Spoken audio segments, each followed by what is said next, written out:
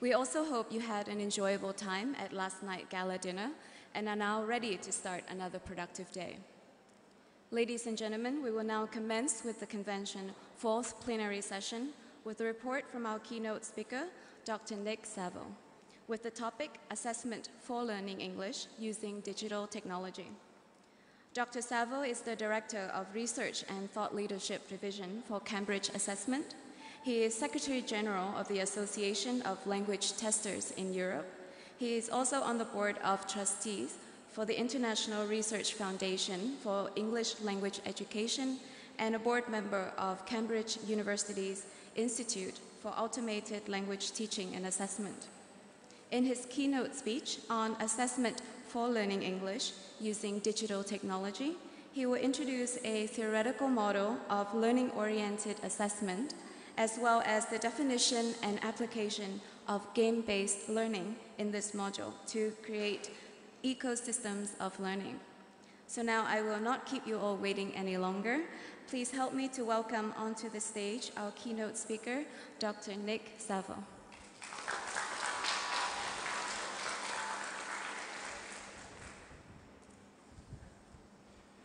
Morning, everybody. Can you hear me? You just put my glass bottle of water over here so I don't knock it over. So, thank you for coming so early on a Saturday morning. It's great to be here. My first time in this lovely city, second time in this country, and I'm very grateful for the invitation to speak here today. My topic is assessment for learning using digital technology, and this is a topic close to my heart, so I'm going to go through quite a lot of slides this morning. If you pay attention to the screen, hopefully I'll be able to tell you a story and you'll have a few take-home messages by the end. But I'm also reflecting a little bit on my own journey here. It was 40 years ago next year that I started teaching. So I was a teacher to start with, and it's exactly 30 years ago since I started working in Cambridge. Could we turn the volume down a bit? I'm getting terrible echo here.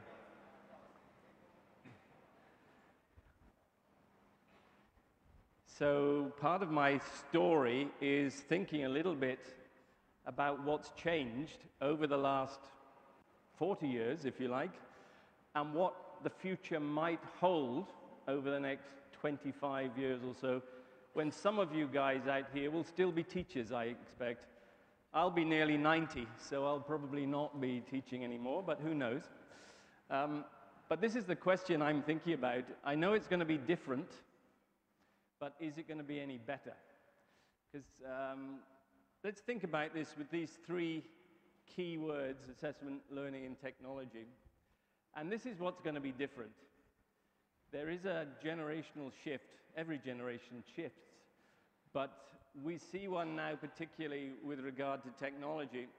So those guys there, sitting in front of their device, will be the teachers in 25 years' time. So from toddler to teacher, what's going to change?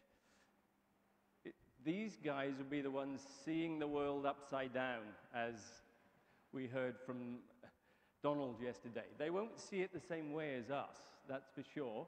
And so they will be able to do things differently. They will expect to do things differently than we did when I started teaching 40 years ago. And also,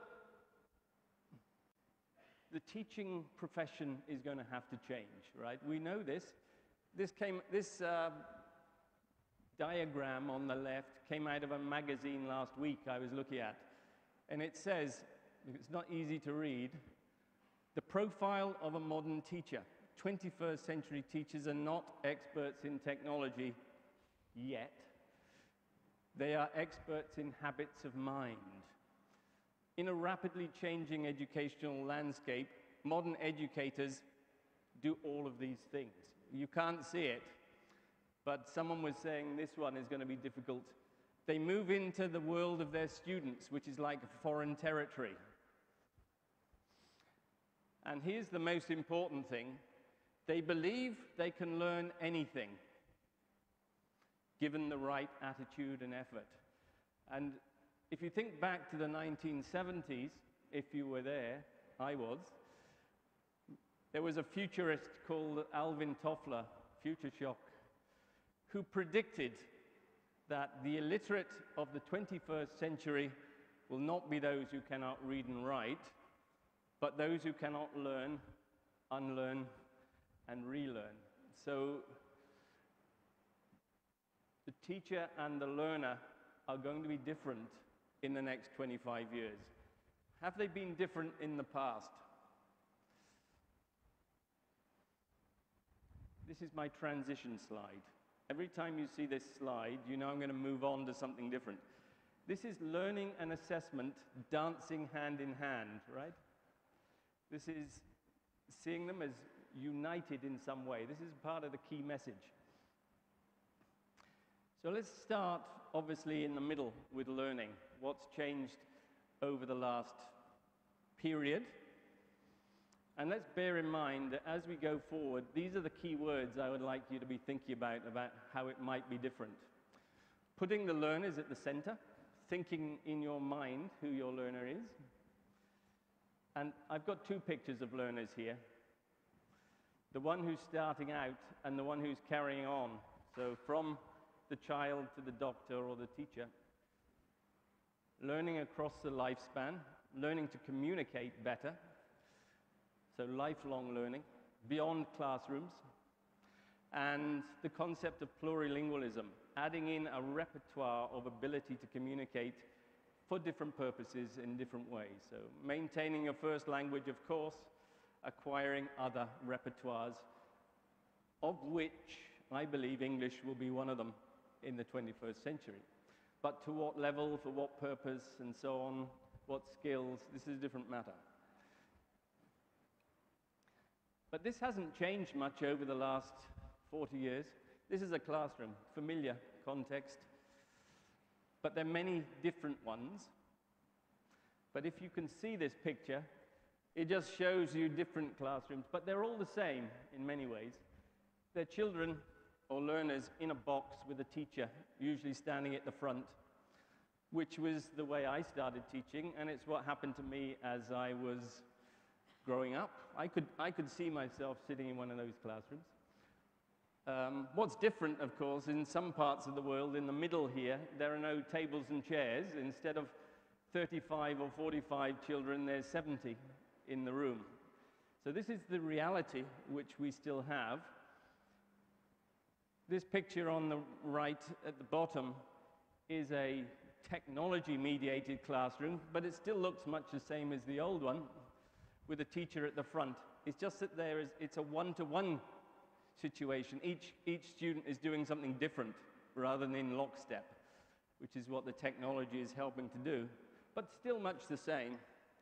So as we go forward, we're trying to put the spotlight on the learner, bring that into focus. And the idea that I'm trying to get across today is how you bring together learning, teaching, and assessment to work together rather than apart. And this picture of the adult learner is a bit out of focus here. I think we need to bring it into focus as we see the progression of abilities across the lifespan. So this is your reality still, I think. Teachers, do you still stand at the front of a class with a board and chalk? I don't know, you may not, but I still see this as a common feature. Nothing wrong with it, perhaps, but how could we make it better? Well, one of the things we can do, thinking about the use of technology, is helping you guys with your real-world challenges. I've got 3 pictures here. Can you see that at the back? The one on the left is a question of numbers, mainly time. The one in the middle is giving enough attention particularly individualized attention. And the one on the right is dealing with the right sort of technology in the right sort of way. And perhaps even the question of having technology. Still, in some places, the technology is a little bit rare. And even if you have one of these things, which you all will have, I guess, you might not have enough bandwidth to do much with it. So there's a technology challenge here. These are real-world challenges. And this is the sort of thing that I was coming to terms with when I started. There was still plenty of this going on, particularly this memorization, vocabulary, grammar. Does that still happen anywhere in the world, I wonder? I think it probably does. And this is the 1960s here. And guess what was happening when I started teaching 40 years ago? The communicative approach had arrived, so everything was going to be different. Is it different? Well, it is a little bit, but it's still difficult to do it in many places, particularly if you have 60 or 70 children in your room and you're standing at the front with a chalkboard, or you're saying, get into groups and we'll do some communication activities. Still not easy to implement, right? So that's the challenge. And we'll come back to talk about learning with the technology and the role of the teacher in technology as we go through the talk. But what about the assessment bit? Well, what hasn't changed here is this. Is this a familiar picture? I've seen a picture in black and white, which is like that, which was when my organization began administering exams in the Caribbean in the 1870s. So you're talking about 150 years ago, where the room for doing the exam looked a lot like this. So how far apart are those desks? About 1.5 meters if it's a Cambridge exam, so that you can't cheat, copy, and so on. This isn't broke entirely, but it's led to some unhelpful thinking about the role of assessment. And we've ended up with these, what I think of as unhelpful dichotomies, thinking about how assessment either looks forward or looks back. And it leads to the idea that there are different types of assessment of this kind, as if they were separate. So this says summative, formative, standardized classroom assessment of an assessment for learning. And so it's almost like these two things inhabit a different planet, and that on the left we have the forces for good, and on the right we have the forces for evil. And I think it needs to be a bit more like this.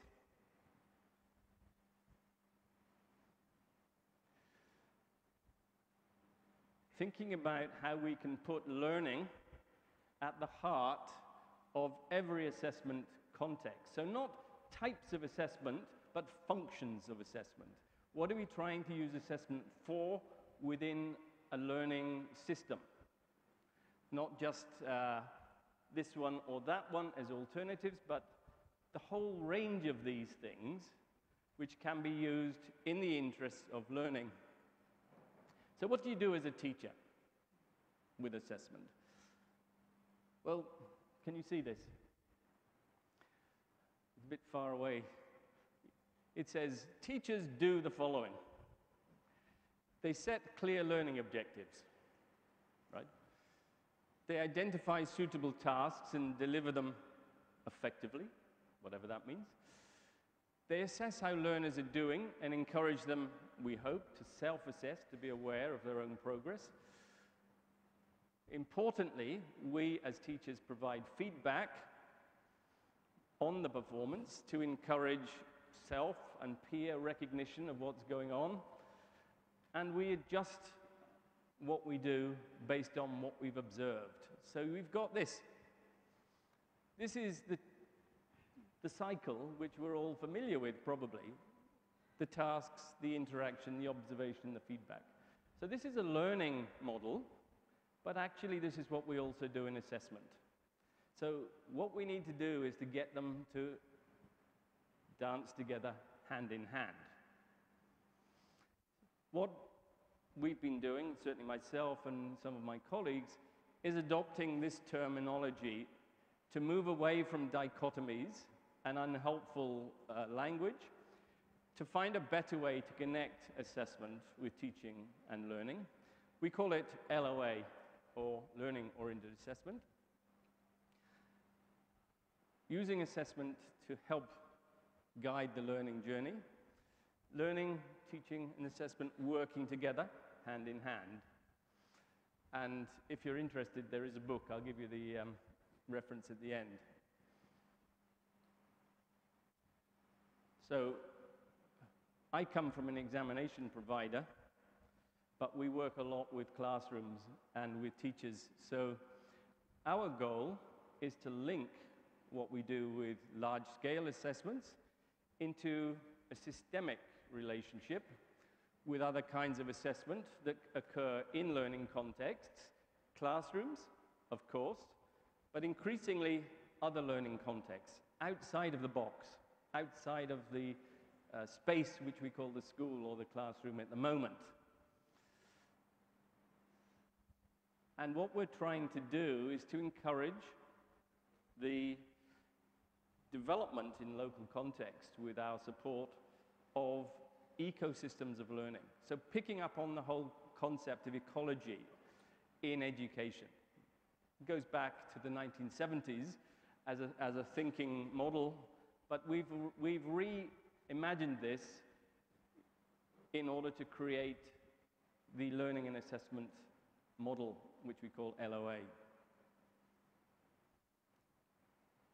What we argue, and this is still to be demonstrated, is that we can use the model to empower teachers and learners, moving away from one-size-fits-all to a much more contextualized, personalized, and ultimately individualized approach, so focusing on the learner at the center. Obviously, using assessment as information or data to monitor what's happening and to feed into decisions that need to be made in the learning process. Importantly, if we have any ministry people in the room, any ministry people here today? Typically, ministry people are interested in this. They want to raise the standards of education, to improve communication, to improve the levels against international benchmarks. So hopefully this is what will happen. So for the teacher, you know, the challenges are the ones I've pointed out, what you do with your time, how you can work with records, and what you need to know, right? That's in order to do things differently in this model. Know and be able to do, I think, Donald, right? It's not just to know about it, you have to enact it to be able to put it into practice. So the solutions, which I haven't got time to go into today, are focusing on some of the things at the bottom, but technology will play an increasingly important part in order to achieve this. Okay, do you agree? Anybody disagree? We can talk about it later if you do. So let's move on then to think about the technology bit. Technology, yeah, technology. When I started working in Cambridge, it was 1989.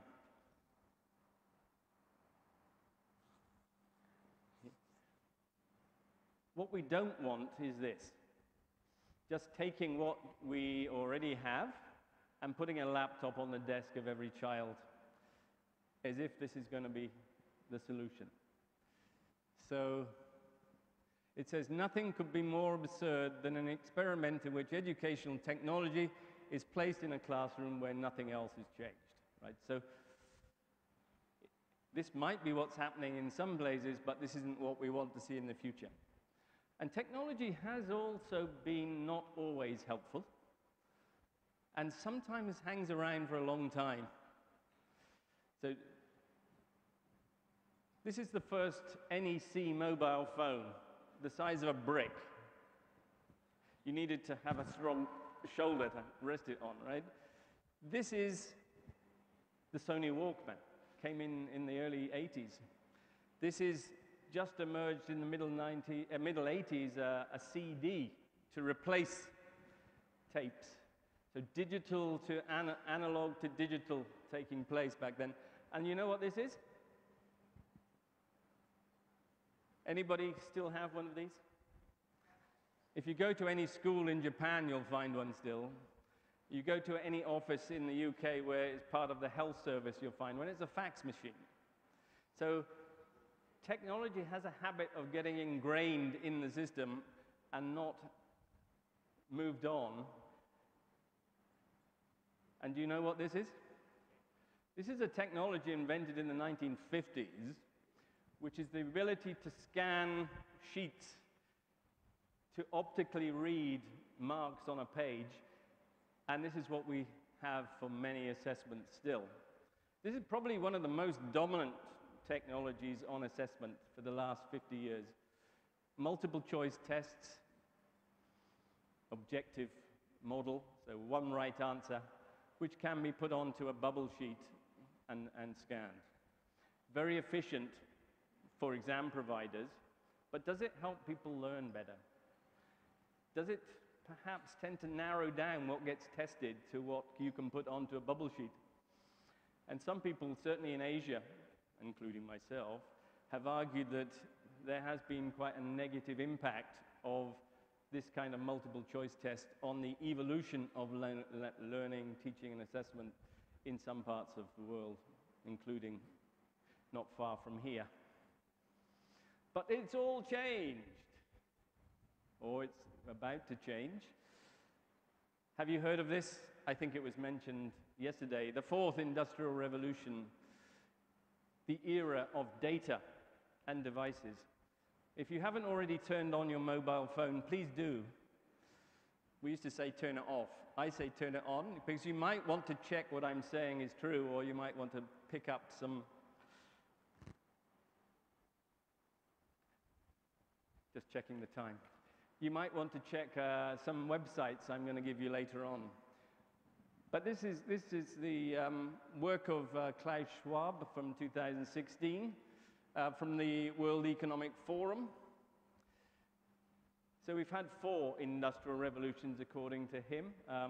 You might or might not believe it, but there has been a change in the way we do things. And the latest change is the one which some people call Industry 4, particularly when applied to industrial processes and manufacturing. But it's taking advantage of the changes we've seen with data.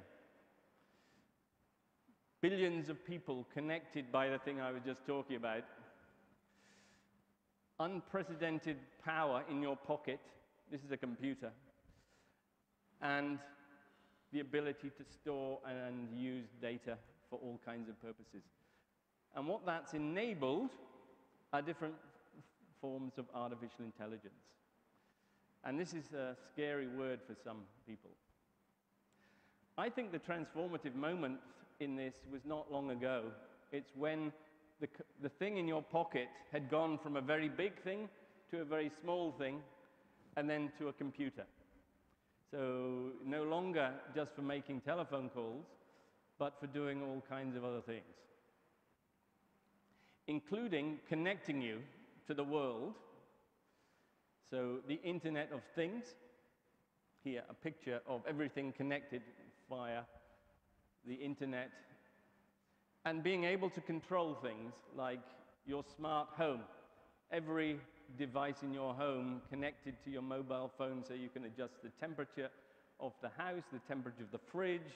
You can set the cooker to be ready, cooking your dinner before you get home, and so forth. And I just saw this a week ago. So you guys are fixed for it, because it says here, Vietnam ready to embrace and apply Industry 4. So it's all good, right? But you can't, I'm afraid you can't see this, but it illustrates that around the concept there are many, many issues which arise. They arise in terms of, it says here, workforce and employment. Will we all be replaced by robots? It says things like, or it says Internet of Things, cybersecurity, so if data is being used, what's the risk of using it? Values, something that's going to be interesting for us in education, neuroscience, virtual and augmented reality, artificial intelligence and robotics, and of course these things raise issues of diversity, ethics, identity, gender, and so forth. So it's not just a problem for industry, it's a problem for society, and since we in education are part of that conversation, we need to engage in it. If you're interested, there's two books that have come out recently, Shaping the Future of the Industrial Revolution by Schwab himself, which is quite an interesting read. And from an educational perspective in the UK, Will Artificial Intelligence Liberate or Infantilize Humanity? A guy called Anthony Seldon. So the debate goes on, and we need to think about it for this purpose, right? So how can we focus the mind on this?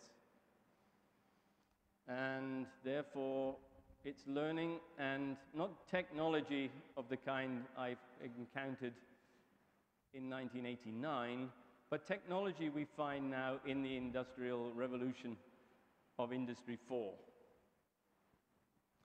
And there's quite an important global conversation going on about the speed of change, the scale of disruption that this is going to cause. And the most vexed question, I think, that's emerging is, what about artificial intelligence? Will we all be replaced by robots? So if we're replaced by robots, what about you guys as teachers? So in the next 25 years, what's going to happen? No more teachers? Well, personally, I don't believe that's what's going to happen.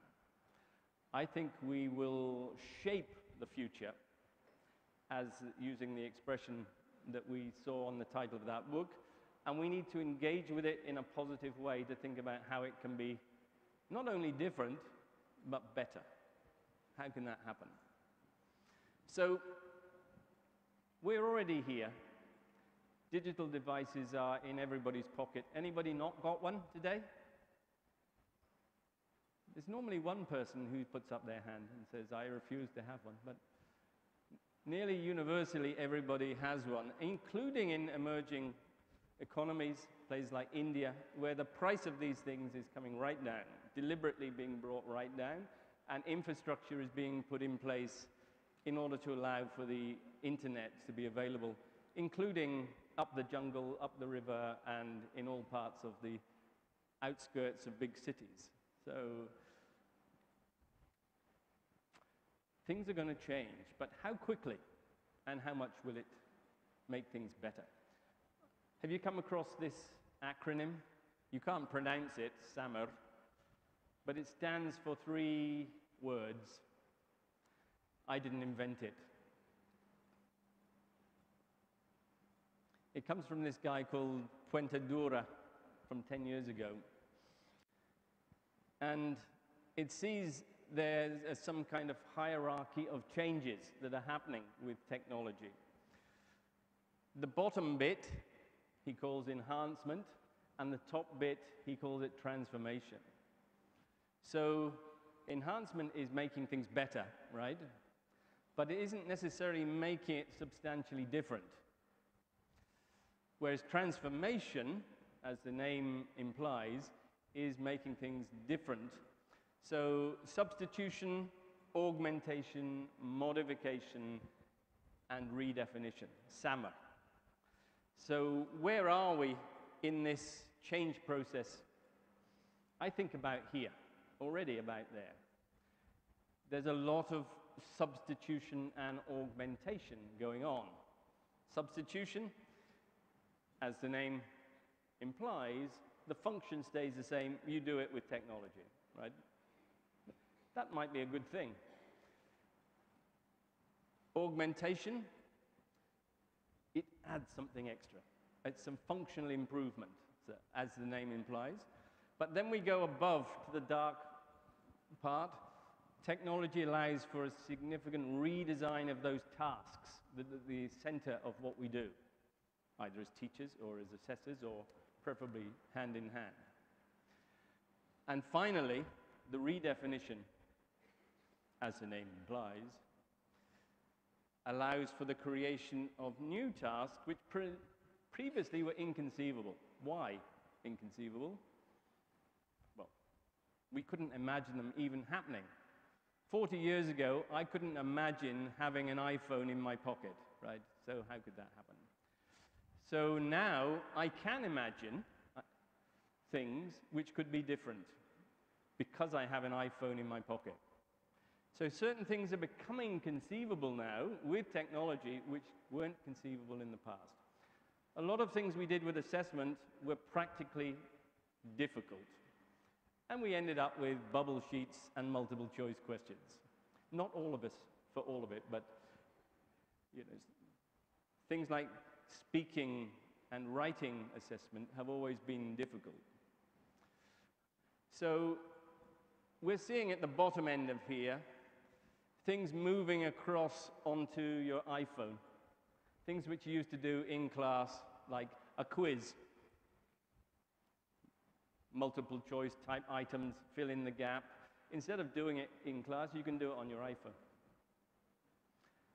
Lots of things now available 24/7 to help us.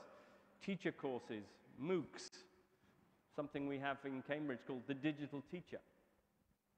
You can link in, get connected, and work together. These are all in this sort of augmentation model. Perhaps a little bit going above the line, but still very much in the middle of our chain. Oops, that's the wrong one again. We're finding that we can provide a lot of online practice for tests, which helps learners locate themselves in their learning. What am I doing well on? What am I not doing so well on? So test your English. You can look this one up if you want. But as you go across the line into the higher part of that hierarchy, we're now thinking about how you can use gamification. This is a very popular concept now. It's being discussed a lot at TESOLs around the world. How can we introduce a game-based model which will engage learners more effectively, enhance their interaction, increase motivation and so on, and perhaps put what was a traditional model into a more engaging, more interesting way of doing things, which allows you to do it anytime you happen to be sitting on a train or on the couch at home, breaking away from just the classroom or breaking away from traditional paper and pencil type exercises. These are the sorts of things that people are now talking about with the game-based model, gamified, better emotional connection. So not just about the technical, but the engagement factor, theme of this conference. It gets the learner more prepared, lowers the affective filter, and it allows you to work on those so-called grit factors. Carry on, do it, win, persevere, and so forth. The things which make learning possible because you put in the effort. We've been working on a proof of concept on something called Lighthouse. If you want to look it up, you'll find what we've been doing. And you know that quiz, your English, What's different about it is that it's been turned into a game.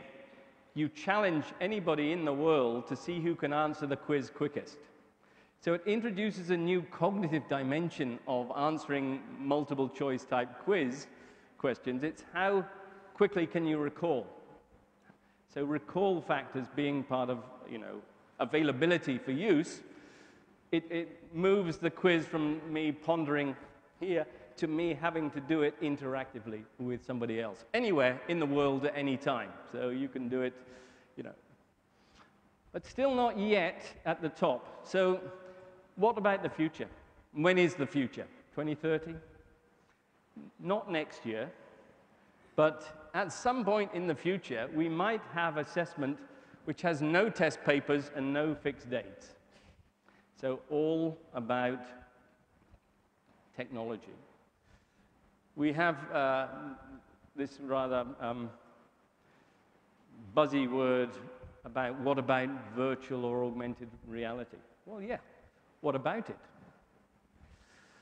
21st century, is assessments taken at home, no longer linked to the exam room all in a row, 1.5 meters apart.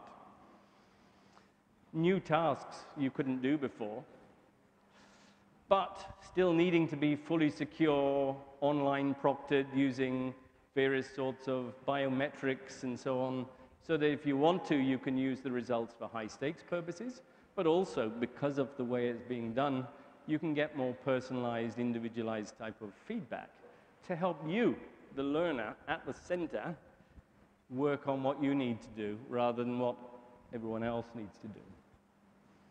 So here's the future. The future's bright, but it's already here. So that world of the future of where no more exam papers is coming into focus. It's not yet in focus.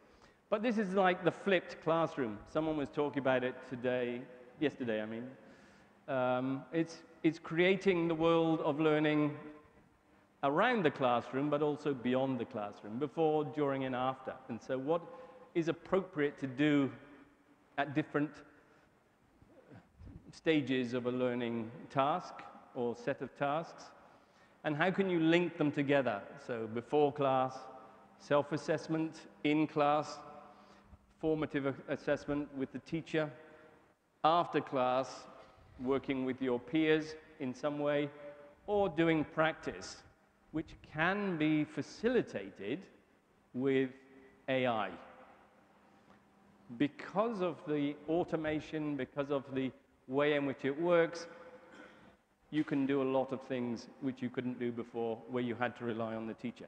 And this is what I'd like to illustrate to you now, this writing practice with automated feedback, which is pointing the way to the future. So, how do you teach a machine to mark a learner's writing? Let me see if I can get it to work.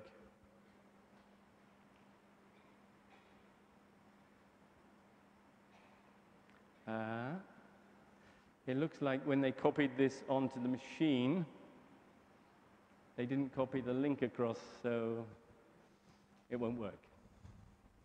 I don't think it will. I'm going to try once more. It might be lurking. The link might be lurking. Right there? No. It's lost the link which was embedded in the PowerPoint. Anyway, what you do is you use machine learning. You take what humans can do, which is to assign grades to writing tasks, and then you teach a machine to do it. And then the machine can do it instead of the humans, to the same level of reliability, the same level of precision. So it will pass the so-called Turing test. It can do it in the same way as a human. So it's a particular kind of artificial intelligence, which is called machine learning. So we can talk about that later, but the demo here of what it's involved isn't going to work. But we have done this in Cambridge with our Institute for Automated Language Teaching and Assessment. And there is something called Write and Improve. So just Google it now, please, quickly. if you've got your mobile phone, you can get it out and just see whether you can get right and improve. Because guess what it does, this? Can you imagine what it might help you do with a title like that? Well, it's simple. This is a free service that we now offer. It helps you write and improve. So it's based on the basic assumption that if you want to learn to write, you have to actually do writing. And one of the problems with having 35 or 40 children in your classroom in high school, it's quite difficult to give them every week extensive writing practice, right? Why? Because it takes a lot of time to mark, correct, and give feedback on writing from 45 children. 45 children is a lot. So you tend to just get, children, you've done your writing, now would you sit with your peer and do some peer interaction and work out what's wrong? That could be quite a good thing. But what we can do here is we can introduce into something which has an assessment underpinning, because it's based on understanding grades, based on understanding performance through learning about it, it can give you opportunity to practice with instant feedback.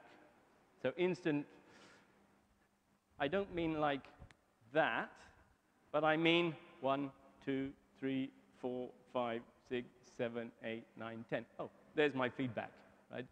So we know from learning theory that when you have the feedback on your task close to the moment in which you were doing that task, it gives you more availability for taking action based on that information you get, right? If the feedback from your teacher comes 10 days after you did the writing, perhaps you didn't even remember what was going on in your mind when you did it. So here is, if you go into the, you can just sign on now if you want, you can go in. And you can either join it and you get more support, or you can just do something. You can do some writing. And it says here, here's a writing task which is about the lower intermediate B1 level. It says, your English class is going to make a short video about daily life in your school. Your teacher has asked you to write a report suggesting which lessons should be filmed and why. So this student here, daily life at my school, has written 180 words, which is a sort of writing task you might expect from a B1 level. And then he presses that button, check, and counts to 10. And then the feedback comes like this. And this isn't the first time that this person has written it. It says, your level for this new writing is A2. This is lower than your last writing, because you're not expecting a monotonic improvement all the time. Depends on the topic, depends on other things. It's a good start for improving. Why don't you try again? So take the feedback, which I have given you as the machine, and then improve it by rewriting it.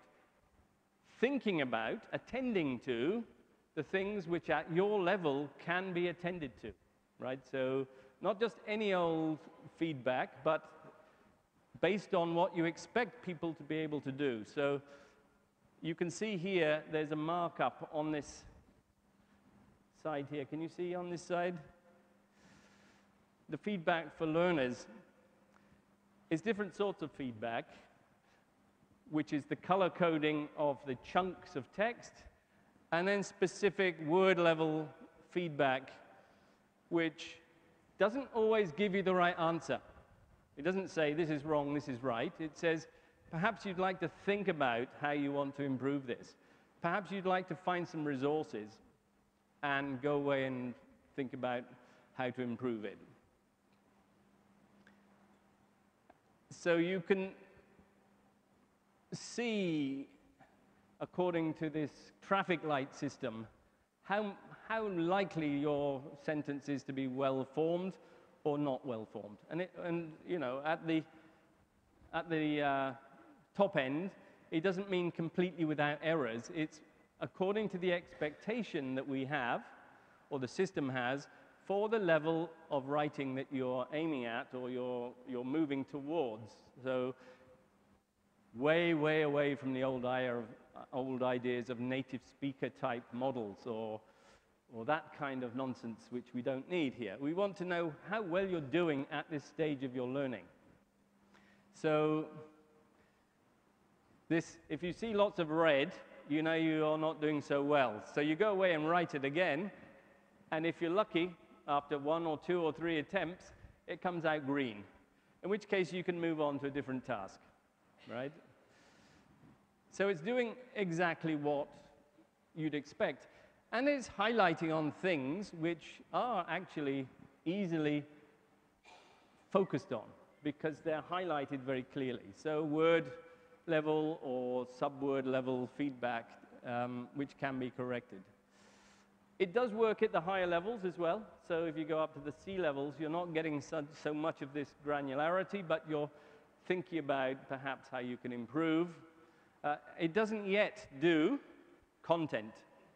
So it will tell you whether you're on the topic, but it won't tell you whether you're writing graceful prose or whether perhaps it isn't quite, you know, the style that we would prefer for this genre.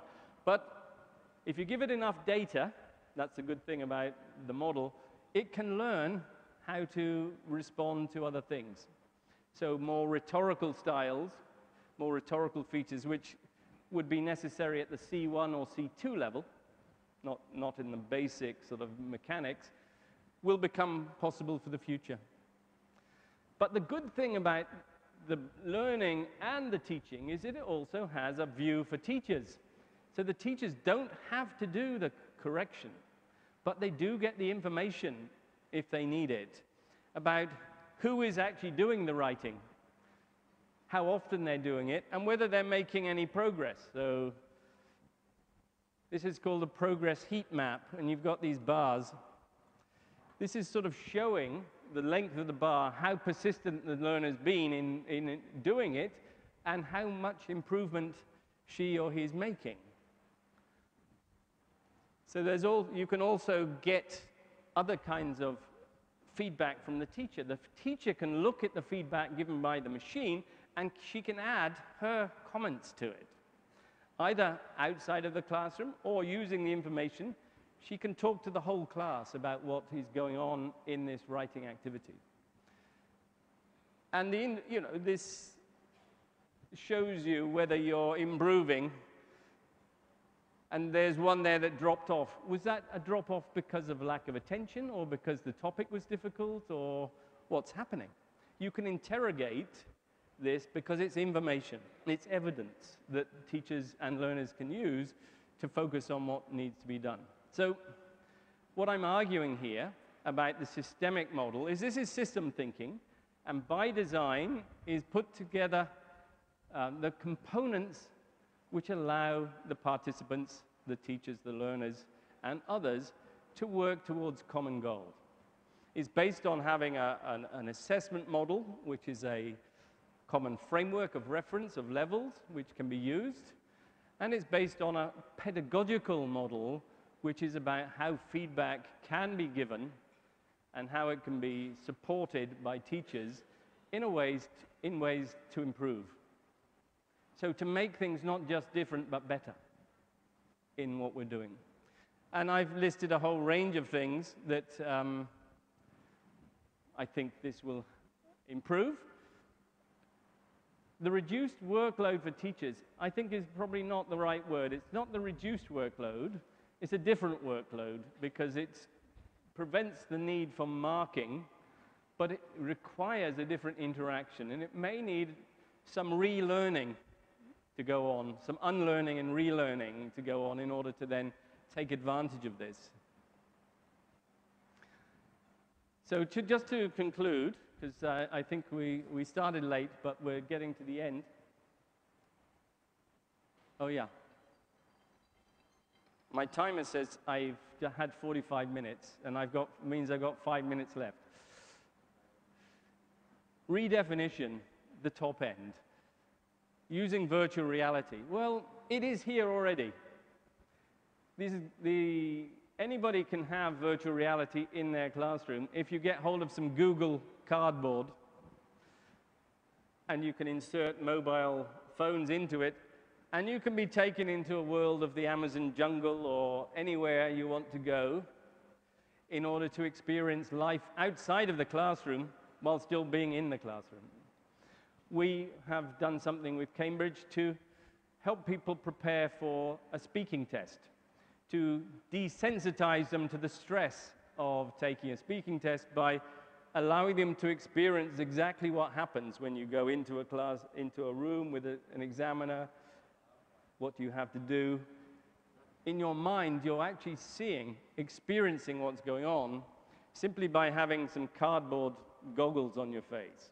Now, this is a bit awkward, but we're beginning to see how the being outside of the classroom while being in the classroom is a possibility, either through the technology of augmented reality or other types of activities which connect people together. So video conferencing as a new type of learning experience which can be used for assessment. So connecting people in a more authentic way, perhaps, than they currently are connected, because this is what people do. So this is like Skype for education. We also have Speak and Improve. So you can do what we were doing with writing for speaking, with using automated speech technology. Again, using an artificial intelligence, deep learning models of AI to build speaking interactions which are automated. And using the idea of virtual reality, you can think about more authentically simulated assessment tasks, a million miles away from your bubble sheet model, creating the reality of the world that you want to be acting in as a doctor, as a teacher, as a whatever it might be, while still being able to access it in a school or educational context. So, hand in hand still. References, there's the one that we worked on for learning-oriented assessment. There's the two I mentioned before. In the middle, there's a really good book by Professor Rose Luckin from UCL in London on machine learning and human intelligence, the future of education for the 21st century, an excellent book. And a book by the International Research Foundation, TURF, called Digital Language Learning and Teaching Research Theory and Practice, which came out 18 months ago. So that kind of wraps it up. I had a few more things to say, but think about what Generation Z, or indeed Generation Alpha, will be expecting in 2040 when they become the people in this room. So go figure. Thank you.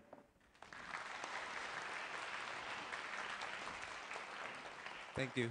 Thank you so much, Dr. Nick Saville. I think all of us have a very wonderful time enjoying your presentation.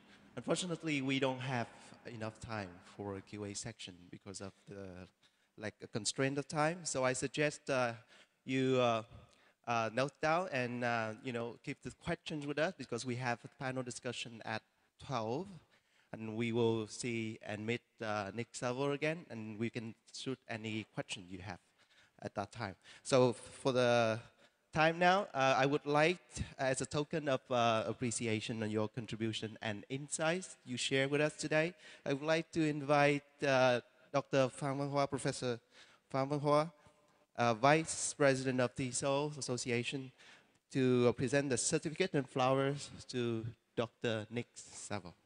Please.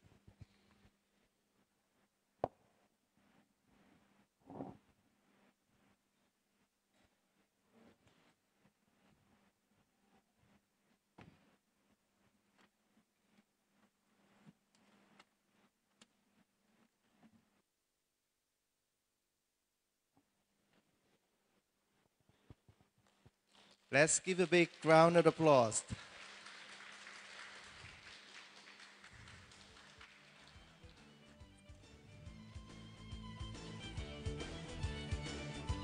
Thank you, thank you, thank you very much, Dr. Nick Savo. Thank you, Associate Professor Pham Vang Hoa.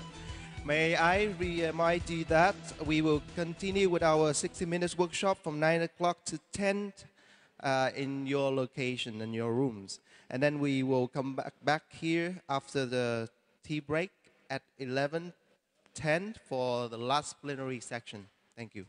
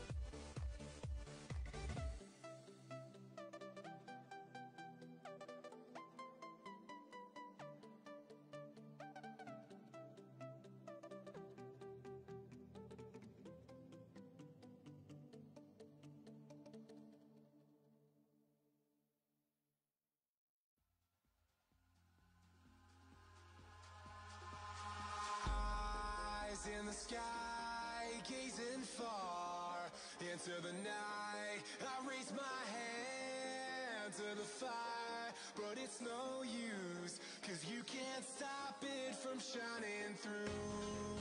It's true, baby, let the light shine through. If you believe it's true, baby, won't you let the light shine through for you, for you, for you, for you, for you, for you,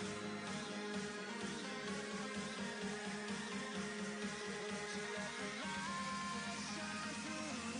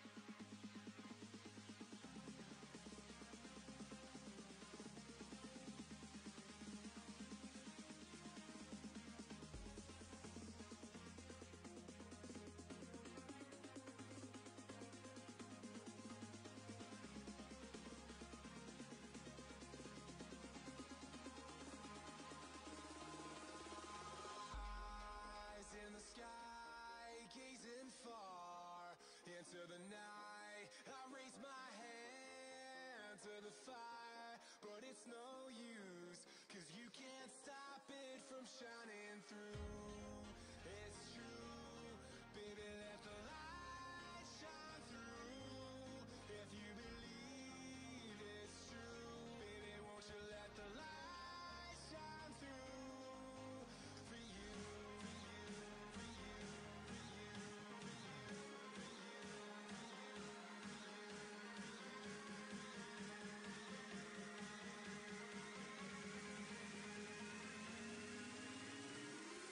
you.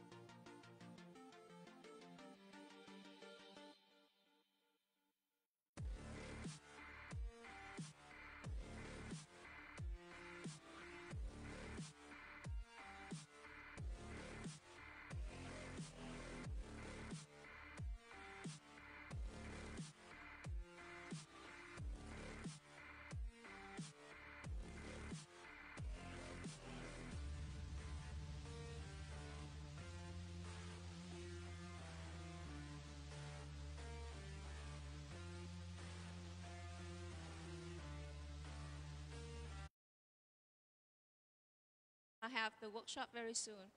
Thank you. Okay. Thank you.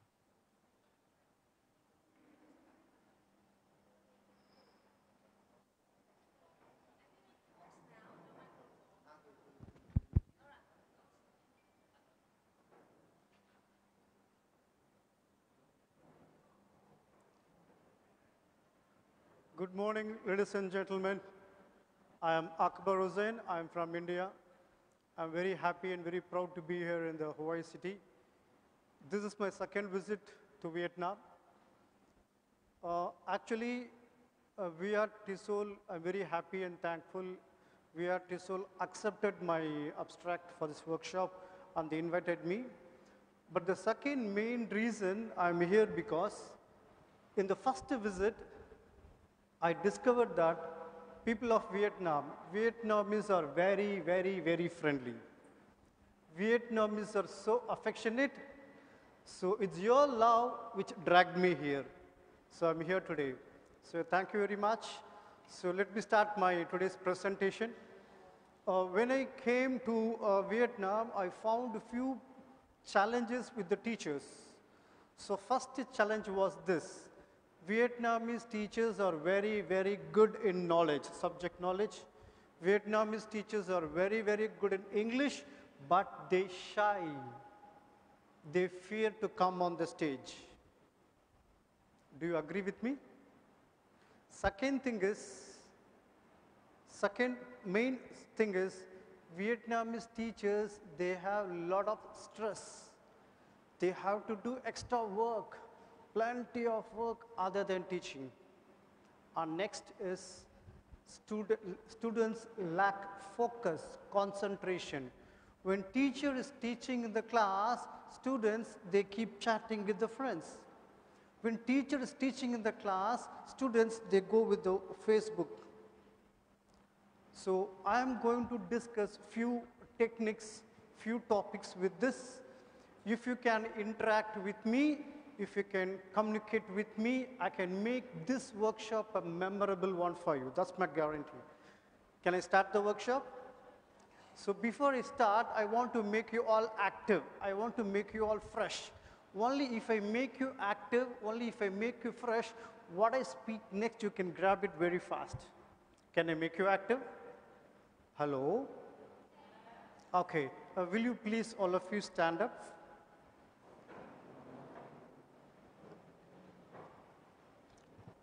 So we'll play a small activity now, small game now. You can check yourself. This will make you fresh. You can use the same activity in your classroom too. So we'll play a small game now. If I say 1, you have to stand. If I say 1, you have to stand. If I say 2, you have to sit. What is 1? What is 2? Sit. If I say 3, nothing. You are not supposed to do anything, nothing, same. What is 1? What is 2?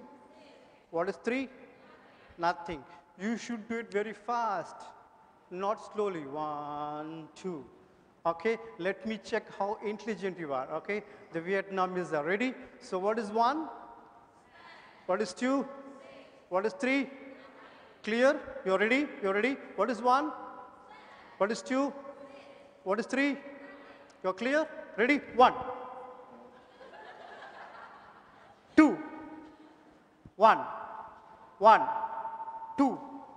2. 3. 3. 2. 2. 1. 1. 2. 2. 2. 3. 3. 1. 1. 2. 1. 3. 3. 1. 2. 2. 2. 3. 3. Wow. Super. You feel fresh? Do you feel fresh? Hello? I want communication, I can make you better, okay? Fine. So I'm going to discuss about communication skill, body language, creative thinking, stress management, if time permits. Okay, already I've started my session half an hour late. I'm sorry for that. Okay, I'm very happy and very proud you are so many are here for my presentation. So we'll talk about communication skill. Apple. Apple. What is said now? When I said the word apple, what came to your mind? The apple picture or the spelling? When I said the word apple, what came to your mind? Apple picture or the spelling? Picture, very good, superb. Okay, why you saw the picture and not the spelling? Why? When you spell the word apple, you saw the picture. Why you saw the picture and not the apple, not the spelling? Why? Hello? Why? Okay, forget it, forget it. Next thing. Please don't think of a picture of a cat, black color cat. You know cat, C-A-T, cat? Please don't think a picture of a black color cat. I said don't think. I said please don't think. But what you did? You saw the picture. Why? Why? Why? Okay, forget. First time mistakes happen, no problem, leave it now. This time be very careful, be in control, okay? Please don't think a picture. Please, I'm requesting you, please. Please don't think a picture of a white color cat. Oh my God. Why this happens? Why? Why? I'm saying don't do it, but you're doing it. Why? Why? It's in your brain. Your brain should be in your control. But it's not. Why? Okay, now, let me explain you. Now, please think. Now I'm telling you to think, okay? Please think a picture for a word, don't. Please think a picture for the word don't. When I say don't think, you think it on the spot. When I say think, you start thinking. Okay? Let me tell you, our brain works in picture format. Okay? So we don't have a very strong, very clear picture for the word don't. So our brain cuts the word don't. When I say, please don't think a picture of a black colored cat, as you don't have a clear picture for the word don't, your brain cuts that off and the message goes is, please think a picture of a black colored cat. So you did. When you tell your students, no talking, please don't talk. So what message you give? Please talk. Students, please don't fight with each other. What message you give? Fighting. You just think, no, what message comes? Fighting. I'll tell you, please don't watch television. What comes to your mind? TV comes. Okay? So the communication differs like this. And the student will not do what you tell. If you tell something, student will not do. He will do what you do. If you say something to a student, he will not do it. Okay? He will do only what you do. Okay? Let me try something. I'll say 1. If I say 1, you keep your hand like this. If I say 2, keep your hand like this. When I say 3, keep your hand like this. When I say 4, you have to put your pressure and clap it. Let me repeat, not no, put your hands down. When I say 1, you keep your hand like this. Not no, put your hands down. Let me tell you. If I say 1, keep like this. If I say 2, bring closer. When I say 3, bring very, very close, but don't clap. When I say 4, put your maximum pressure and clap it. So 1 is like this, 2, 3, 4, you should clap. 3, bring closer. Am I clear? You're ready? So keep your mobile phones down.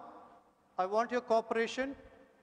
Ready? So 1, 2, 3. I told you 4 to 5 times.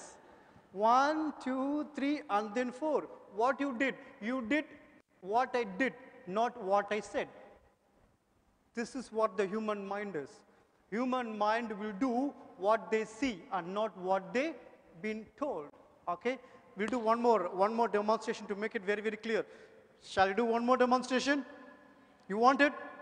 You can use the same thing in your class. Okay? So please stand up one more time. You have to do what I am telling you, okay? You should do what I say. Am I clear? So you should do what I tell, what I say. Please stand straight. Stretch your hand. Any hand you wish. Rotate. Rotate. Slowly, slowly. Stop. Stretch your finger. Any finger. Rotate slowly. And all of you touch your chin. All of you touch your chin.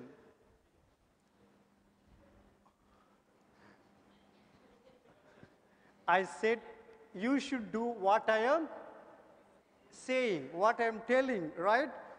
Which is your chin. But what you did what I did. Right? You did what I did. You didn't do what I said. Okay? Super, super. Please take your seats. So in your class, if you want your students to speak in English, you should speak in English because they do what they see. You did what you saw. If you want your students to be involved in your class, you should be involved in your class. If you want your students to be active in the class, you should be active in the class. Okay? So if you do that, definitely you can get a better response. So students, human being will do what they see and not what they've been told to do it. Even you did that. Okay? So we'll do a lot of things like this, body language, we have got thinking, stress management. Now I want to give you something different. How many dots are there? 4 dots. Can you make 4 dots in your paper? Same method, okay? I'll give you a very wonderful insight behind this. Just make 4 dots. 4 dots, the same position, okay? You're done? Okay. Now, you have to use 3 straight lines to connect the 4 dots. Let me tell you one more time. Let me repeat. First, let us learn the question properly. There are 4 dots, 1, 2, 3, 4. You have to use 3 straight lines to connect the 4 dots. 3 straight lines, you have to start and stop in the same place.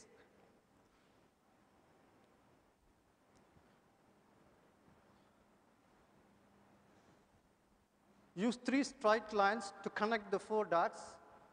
Start and stop in the same place. You should not take your hand in between.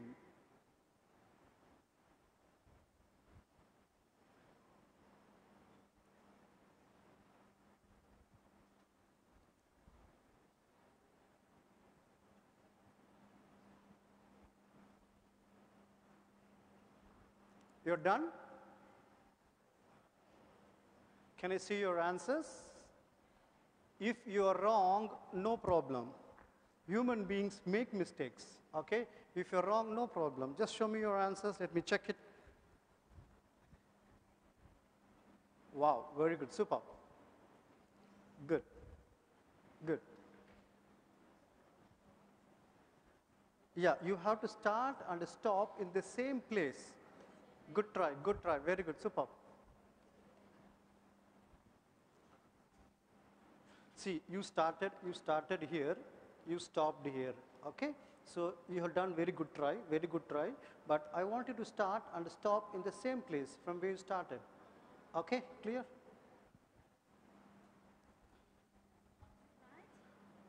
Very good try, superb, okay? But a small correction, you have to start and stop in the same place, yeah.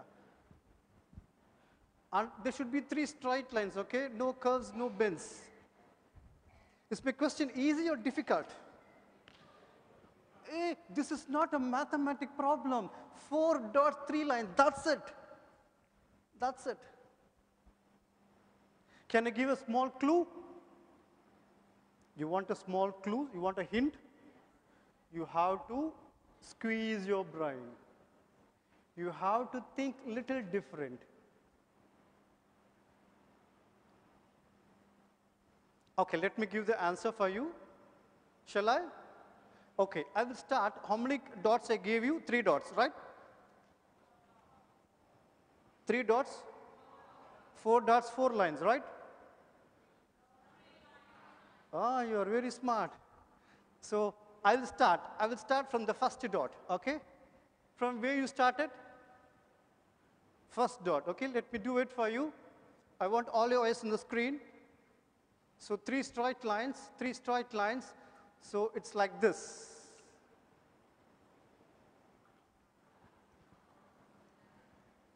Okay? Now let me explain. I have done the answer for you. Anybody can copy it very, very easily. But copying, anybody can do it. But the message is very, very, very important. Okay? The message is this. The line was from here. You came to second dot. You stopped. Did I told you you should stop there? No, you made the judgment. From second dot, you came down. Did I told you you should come only down? I didn't tell. You made the judgment. From here, you came down, you went here, you went here, you were inside the box. My dear friends, I want to give you 2 important messages from this diagram. First point is this. If you want to be successful, you have to break your maximum capacity and come out. You will have one maximum capacity, no? You will have one maximum level. You have to break your level, come out of it. Second point, never ever negatively prejudge about yourself. This is my level. This is my limit. This is my capacity. This is what I am. I can do only this. I am not for this. Never ever negatively think about yourself. First point is, if you want to be successful, you have to break your maximum level and come out of it. Second point is, never ever negatively prejudge about yourself. Is that clear? Okay. So now I want to give you some importance about the communication skill. So communication is very, very important because few teachers, they have good subject knowledge, but they don't have a good communication level. They don't communicate the lessons properly. Okay? So I have a small hints for that. Can I share with you? Hello? Do you want that? Will you be inward in that? Will you cooperate with me? Will you answer me? Will you repeat me? Yes, okay. So communication, the first thing in communication is this.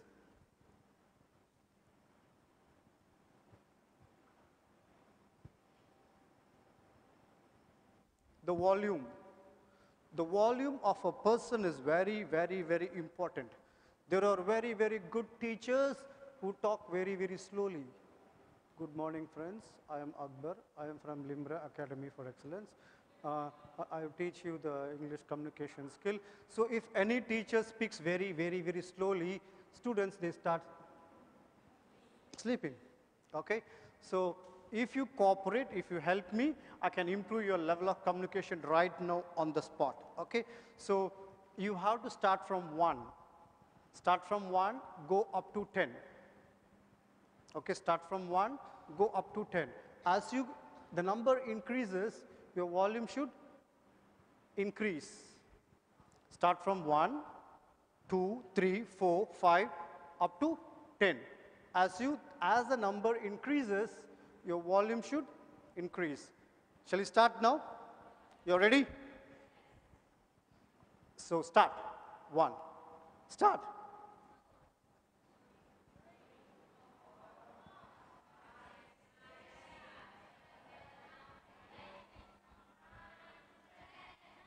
Very good, but I'm not satisfied. Okay? How many of you here, let's be very honest, how many of you here who have stage fear? If you want to overcome that, I'm here to help you. Okay? Sometimes you come on the stage, you feel shy. Sometimes you're so shy, you never come to stage. I'm here to help you out. Okay? So let's start with this. Shall we? One more time. Start.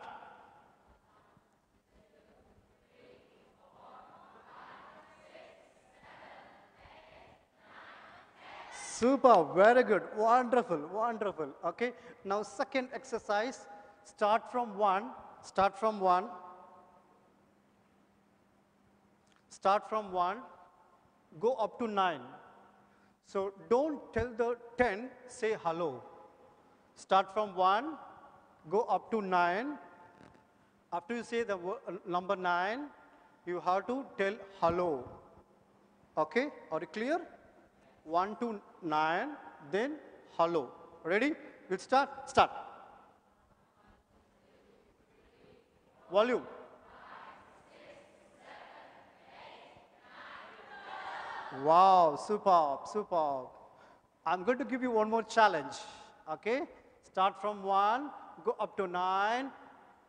Don't say hello. You should tell your name. Okay? Loudly, very loud, louder, okay? Start from 1, go up to 9. So after 9, tell your name. Louder, okay, ready? We'll start. Start. 1, 2, 3, 4, 5, 6, 7,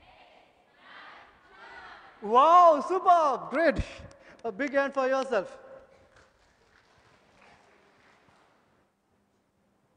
Now I have something very, very special. Okay, many times we prepare something, but we say something. Okay, we prepare a different points. When we come to the classroom, we come on the stage, we say something different. Your tongue, your lips should be in your control. Okay, so I have a small exercise for you to keep your tongue and your lips under control. Okay, so let's see what exactly it is. Can you read the line, third one? Blue lorry, red lorry, okay? Can you all tell one time, once? Superb, excellent, okay? This has to be said like this. You have to repeat these words faster and louder. Say loudly and fast, not blue lorry, red lorry, fast. Red lorry, blue lorry, red lorry, blue lorry, fast. Okay? This is an exercise to help you to keep your tongue and lips in your control. You can pronounce better. Shall we start? Ready? Start. Stop. Blue lorry, red lorry is incorrect. Red lorry, blue lorry, red lorry, blue, fast. Don't mind it. Don't worry about the mistakes. Okay? Ready? Start. Fast. Stop. It's not it is blue lorry, red lorry. Okay? So one more last chance. Ready? Start. Fast. Superb, superb, very good, wonderful, wonderful. Okay? So next is very, very simple one.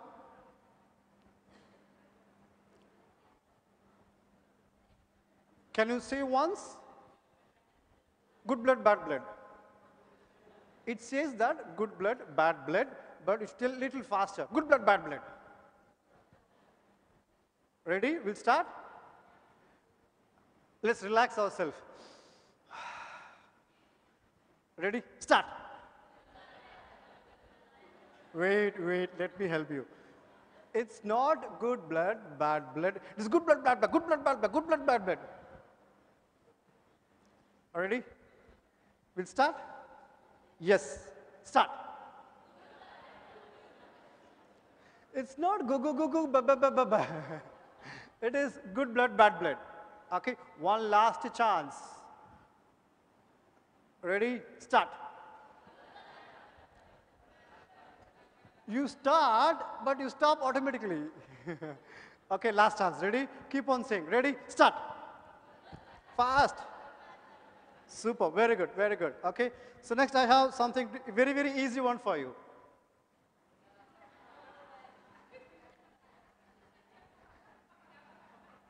Ah, that's great. Super. It's kacha papad, pakka papad. I'll help you one more time. Kacha papad, pakka papad. But it should be told like this. Kacha papad, pakka papad. Fast. I know, bit difficult, but it will control your communication. Ready? We'll start? Yes. Start. It is not kacha pacha, kacha pacha, kacha pacha. It is kacha papad, pakka papad. Okay? So let's do one more time. Relax yourself. Ready? Start. I can't hear volume. If you are wrong, it's fine. Okay? Human being will make mistakes, all right? Everybody makes mistakes, right? Even scientists, they made mistakes. Sun rises in the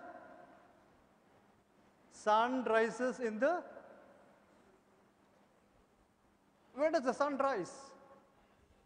No, sun never rises. We earth rotate, right? They were wrong. Before they said the earth was flat, then said round, then spherical, then now geospherical. When they can make mistakes, why can't we make mistakes? Okay? So don't worry about it, just say loudly. Ready? Start. Very good, super. Okay? So now, I want to make this group as two groups. This is group 1, this is group 2. Am I clear? So all the participants here and here are group number 1. So here, this group and here a group number 2. So now, group 1, close your eyes. Everybody in group 1, close your eyes. You should not open your eyes until I tell you. Everybody in group 1, close your eyes.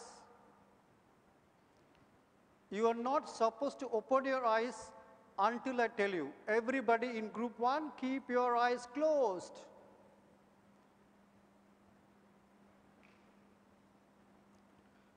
Group 1 can open your eyes.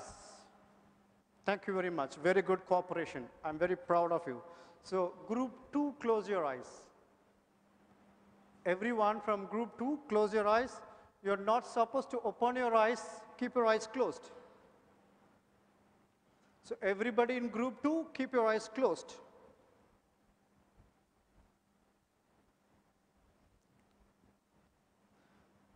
Group 2, everyone should close your eyes. Okay, so group 2 can open your eyes. Thank you very much for the cooperation. Now I have something to share with you. So I want you to write the answers, okay? Just take a paper and pen, just write it. Write the age of the lady. Write the age, number. Please write on the paper and use a pen, use a paper, write the age of this lady. Next question. Write the answer, write it. She looks ugly or beautiful. Just write the answer. She looks ugly, or please don't tell it, write it. There's a purpose behind this. If I say something, I have a background purpose behind this. So please write it, not telling. My first question was, what is the age of the lady? You can't be exact, write whatever you feel, okay? Next question was, she looks ugly or beautiful? The next question is this, she looks young or old? She looks young or old? Okay, so now I want to check your answers. So this group tell me, she looks young or old? I can't hear. Young or old? Old. She looks ugly or beautiful? Old. So what age is she? What age is she?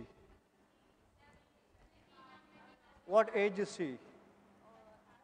32. What age? 30. What age is she? 25. What age is she? What? No, sometimes she's young, sometimes she's old. Wow. What is her age? What is her age? What is her age? 72. Super. What is her age? What is her age? Approximate. What is her age? 70. Yeah. Why? Why like this? All are from Vietnam? Almost all are from Vietnam. Okay, so one group says young, one group says old. One group says beautiful, one group says not that much. One group says 70 years, 80 years. One group says 25 years, 17 years. Why? Why like this? Why? Can you help me? Why? Very good. Different? Okay, different. Super. Very good. Give a big hand for her. Super. Very good. Shall we clap hands? She gave a very good answer. What else? What else can be the answer? What else?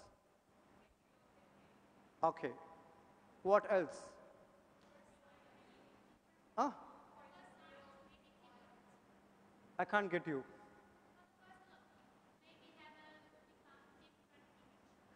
I showed you this picture, right?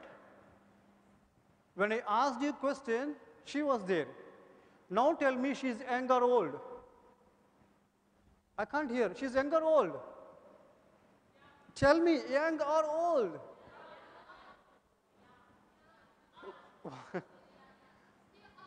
Why? Why? Let me help you. Let me help you. Before showing this picture, I controlled your mind by showing you different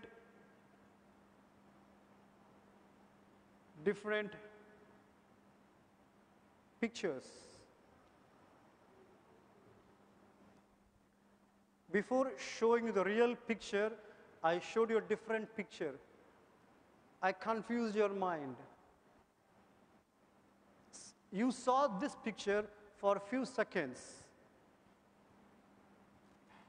You saw these pictures for few seconds. What you saw for few seconds, it went into your mind, it controlled you to make a decision. Actually, this picture has got both the young and the old. Can you see both the ladies here? Or you want my help? Do you want my help, or you can see both the pictures here? You want my help? If you want my help, you have to ask me. Or you can see both the ladies here. You can? Can I skip the slide, or should I help you?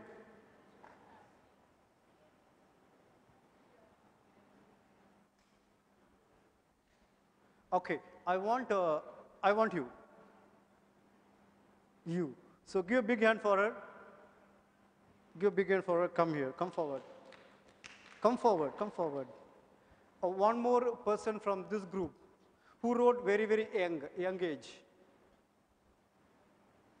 Somebody who wrote 20 years, how much age you wrote? Anybody wrote how much age you wrote? Anybody who wrote 17 years, 18 years, 20 years? Okay, you come on the stage. So give a big hand for her. Can you help me? Can you help me by showing the lips of the old lady? Old lady? Yeah, lips of the old lady.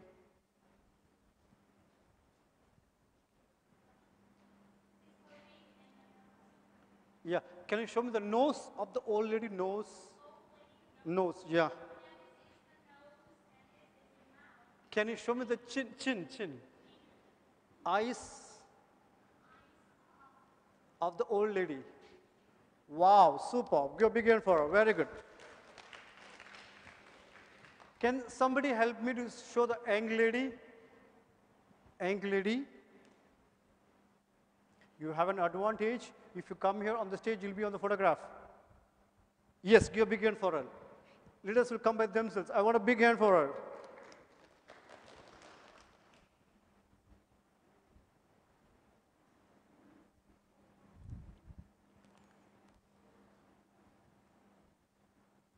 Yeah. Can you please help me to show the nose of the young lady? Nose of the young lady. Wow, so small. Can you show me the eyelash of the young lady? Wow, superb. Very good. So give a big hand for her. Very good. Superb. Thank you very much. So same picture, different people see different angle. Okay? Who is right, who is wrong? All are right. All are right. Same thing happened, teacher, student. Teacher says young, student says old. Wife says young, husband says old. Daughter-in-law says old, mother-in-law says young. You have a quarrel, you have a fight there. So we have to learn see from other person's perspective. Okay, so super, very good support you gave me, wonderful. I'm very happy with you came on the stage. So next, I'm going to just give you a small thing about the stress management, because you teachers, you have a lot of stress in the classes. So is stress good or bad? Is stress good or bad? Stress is good if you handle it. Many of us, we came for this presentation, for this convention, because our university wants us to do it. We are here, it's a stress. Any problem, any challenge, the way you handle it, you can overcome your stress. Stress all depends upon how long you hold it. I want to give a small demonstration. Can I have one volunteer here, please? I want one volunteer. I want a beautiful person from here. I want a volunteer to give a demonstration. You can come. You look so beautiful. You. So, anybody can come? Give a big hand for us. Super. Yes. Can I have a plastic water bottle? Anybody has got a plastic water bottle? Water bottle with the water. With water, yes, yes. I'll give it back to you. I'll give it back to you. So only little water is there, okay? There's no much water, little water is there. So what is your name? Ling. Ling. So Ling, I'm very happy to be here with you on the stage. So you just hold like this. Oh, wait, like it. Yeah. Yes. Yes, okay, on top. Okay, got it. Yeah. Okay, so now she has a challenge, she has a problem, okay? So now she's with a problem now. If Ling holds this water bottle for 5 minutes to start her painting, does it paining you? Yeah, 5 minutes is okay, but more than 5. If Ling holds it for 30 minutes, her whole hand will start paining. If she holds for 1 hour, if she holds for 1 day, her hand will paralyze. Do you feel little pain now? A little. Little pain, okay? Still we have 1 day to hold. So if you feel pain now, you're holding a problem, little up, little up. You're holding a problem, it pains, now what you should do? Put it down. That's it, put it down. Not, why you carry your problem so much? Put it down, that's it. You got it? You have a problem, your co-staff has scolded you, insulted you. I will not leave her. Until I die, I will not leave her. Don't leave, carry in your mind until you live. My friend cheated me. I cannot forget. If you don't forget, you are carrying your friend. You're carrying your co-staff. You're carrying everybody on your head. If you carry everybody, you'll be like this. To see for more opportunities, to see for broader perspective. So what you should do? Drop it down, walk free, set a free seat, lead off. You got the message, so thank you very much for coming here.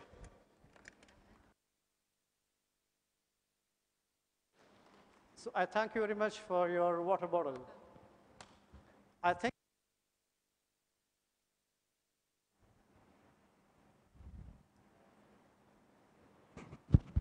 think it's time for me. I'm already late for about 10 minutes. I thank Almighty for this opportunity. I thank VR Crystal Association. I thank all the committee members. I thank all the friends of mine here for being here so present, for being so cooperative. I thank you very much. I wish you all a very happy and safe journey back home. Bye. See you. Love you, Vietnam. Thank you very much. Any questions?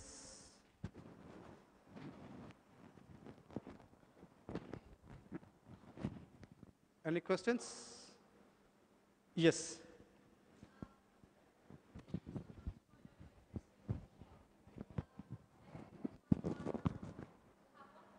Yeah.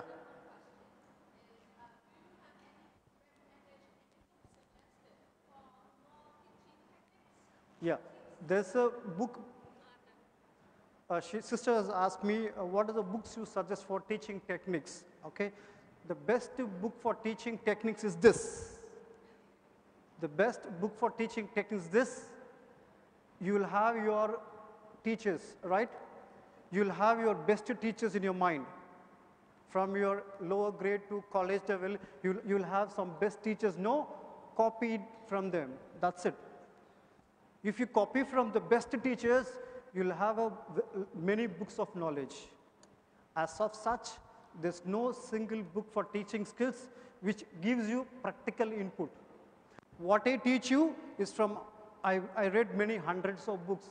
I squeeze it, I'll give it to you. If you have time, you can read hundreds of books.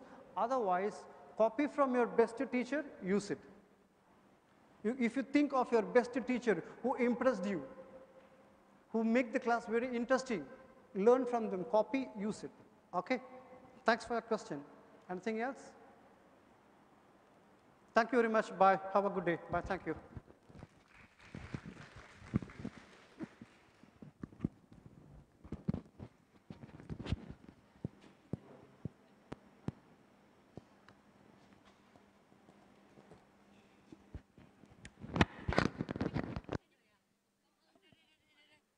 Alo.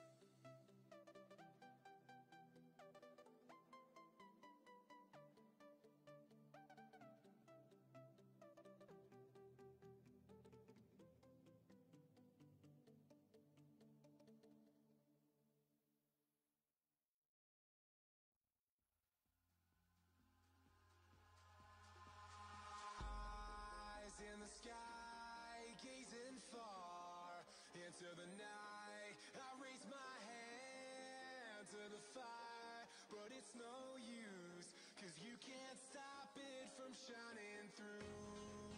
It's true, baby, let the light shine through. If you believe it's true, baby, won't you let the light shine through for you, for you, for you, for you, for you, for you, won't you let the light shine through?